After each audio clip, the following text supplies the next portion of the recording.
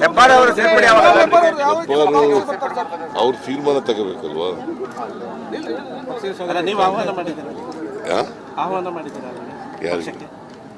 ನೋಡಪ್ಪ, ಕಾಂಗ್ರೆಸ್ ಸಿದ್ಧಾಂತವನ್ನು ಒಪ್ಪಿಕೊಂಡು ಬಂದರೆ ಅವ್ರಿಗೆ ಸ್ವಾಗತ.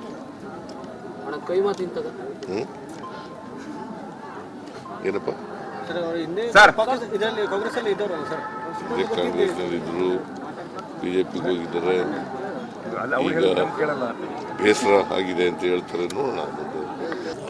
ಅನಂತಕುಮಾರ್ ಹೆಗಡೆ ಅವರು ಈಗ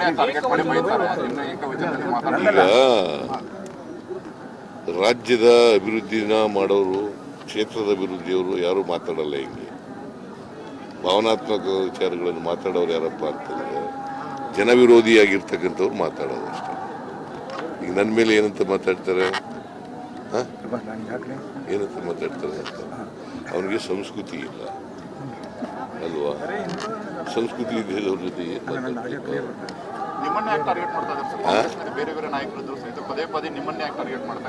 ನನ್ ಮಾಡಿದ್ರೆ ತಾನೇ ಹಿಂದುತ್ವ ಇದಾಗದು.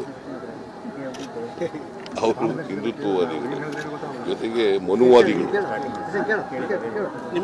ಮನುವಾದಿ ಅನಂತಕುಮಾರ್ ಹೆಗ್ಡೆ ಎಲ್ಲೋಗಿದ್ರು ಈಗ ಒಂದು 2-3 ತಿಂಗಳಿಂದ ಆಕ್ಟಿವ್ ಆಗಿದ್ದಾರೆ. ಅದಕ್ಕೆ ಮೊದಲು ಎಲ್ಲೋಗಿದ್ರು ಕೇಳಿದ್ರೇನ್ರಿ ನೀವು? ಮತ್ತೆ ಏನ್ ಹೇಳಿದ್ರು? ಹುಷಾರಿರ್ಲಿಲ್ವಾ?